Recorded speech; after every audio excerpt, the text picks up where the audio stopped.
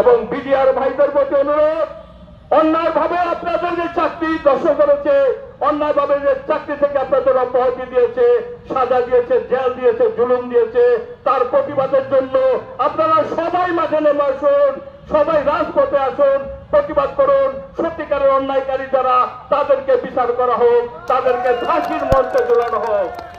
বাংলাদেশের মানুষ আপনাদের পাশে আছে, আপনারা আপনাদের সংগ্রাম নিয়ে চালিয়ে যান, আমাদের পাশে থাকুন।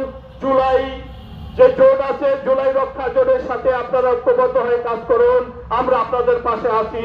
আপনাদের ন্যায্য দাবি, আপনারা অপরাধ না করে থাকলে যেন কারো কোনো ক্ষতি বা সাজা না হয়, সেই ব্যবস্থা আমরা করব।